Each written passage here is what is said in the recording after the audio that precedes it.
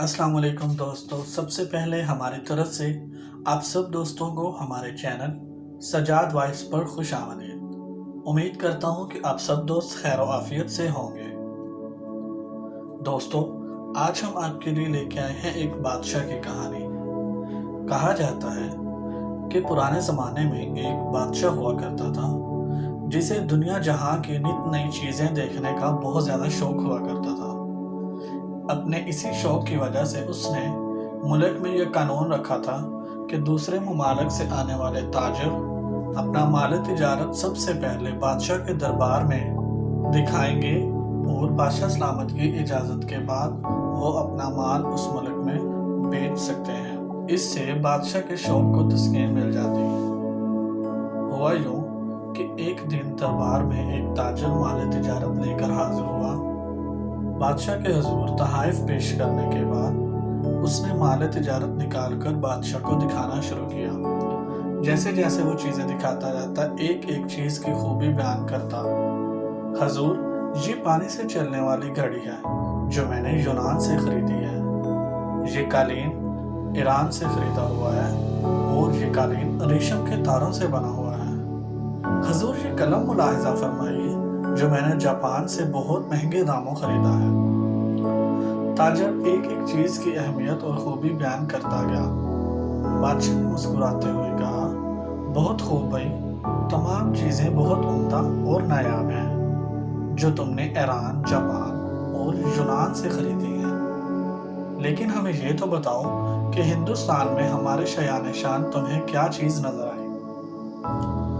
ताजर ने बादशाह को मुतासिर करने के लिए कहा, बादशाह सलामत, यूं तो वहाँ आपकी शायान शान बहुत सी चीज़ें थीं, लेकिन जो चीज़ मुझे पसंद आई उसको हासिल करने के लिए मुझे कुछ वक्त वहाँ क़याम करना पड़ता। लेकिन मेरे पास सिर्फ 2 दिन का वक्त था, इसलिए मैं वो चीज़ आपके लिए नहीं ला सका। बादशाह ने तजस्सुस के आलम में कहा, भला वो क्या चीज़ थी? ताजिर बोला, जनाब, वो एक मोती था और इसकी खूबी ये है कि वो दूसरों को बांटा जा सकता है, लेकिन उसे कोई चुरा नहीं सकता। दूसरों को बांटने से उसमें इजाफा भी होता है और इस मोती से बहुत सारे जेवर बनाए जा सकते हैं। बादशाह ताजर की इस बात से बहुत मुतासिर हुआ और कहने लगा, मैं इसे ज़रूर हासिल करूँगा। उसने फौरन अपने एक ख़ास वज़ीर को मां सामानो सवारी और इस हदायत के साथ रुखसत किया कि अब वो मोती लेकर ही वापस लौटे। वजीर अपने मकसद के लिए निकल पड़ा। जंगलों, पहाड़ों, समंदरों और सहराओं गर्ज के हर जगह की खाक छान मारी, लेकिन उसे वो मोती ना मिला। वादी वादी घूमा, हर शख्स से उसने मोती के बारे में पूछा, मगर सब ने यही कहा कि ऐसा कोई मोती नहीं जो चोरी ना हो सके और उससे बहुत सारे जेवर बनाए जा सके। लोग उसकी बात सुनकर हंसते और कहते कि मुसाफिर पागल हो गया है। यूं महीने बीत गए, नाउम्मीदी के साए गहरे होने लगे, मगर बादशाह के सामने नाकाम लौटने का खौफ उसे चैन से नहीं बैठने दे रहा था। वजीर ने हर मुमकिन कोशिश की, लेकिन उसे कोई ऐसा मोती ना मिला। आखिरकार उसने वापसी का इरादा किया। वजीर अपनी नाकामी पर रोता हुआ एक जंगल से गुजर रहा था। रात खासी गहरी हो गई थी और वो थक भी गया था। एक मुनासिब जगह देखकर आराम के इरादे से लेटने ही वाला था कि उसे अपनी तरफ एक रोशनी आती दिखाई दी। पहले तो वो डर गया, मगर फिर एक आवाज ने उसे हौसला दिया, ऐ नौजवान, डरो मत, मेरा नाम अच्छी परी है। बताओ तुम्हारे साथ क्या मसला है? मुद्दतों के थके हुए दिखाई देते हो। बताओ मैं तुम्हारी क्या मदद करूं?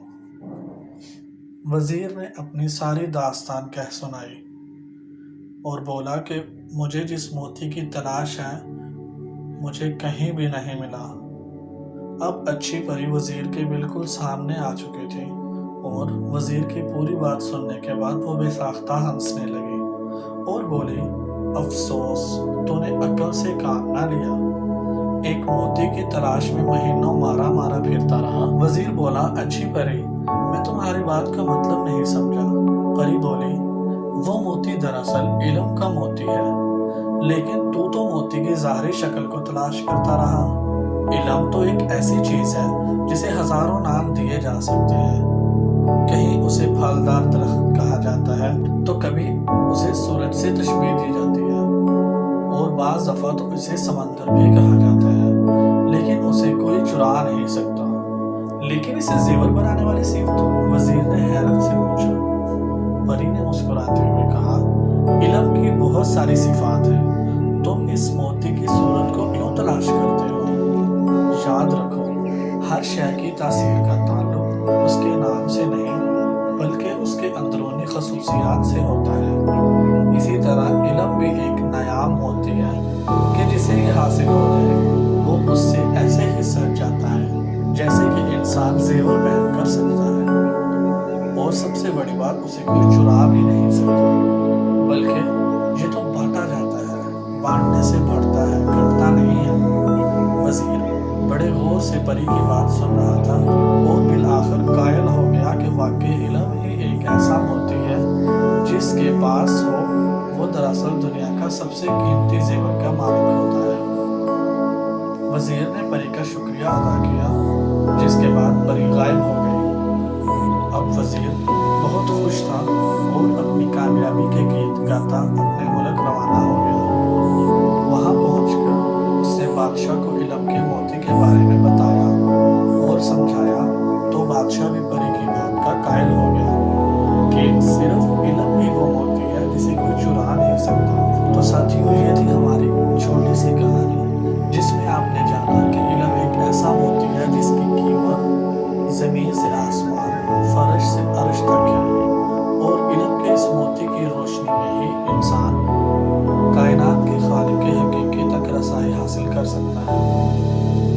दोस्तों, जब ताजिर बादशाह के दरबार में मोती के बारे में बता रहा था, तो आप में से कौन है वो जिनको उसी वक्त पता चल गया था कि ये इल्म के मोती के बारे में बात कर रहा है? कौन है हमारे वो ज़हीन दोस्त?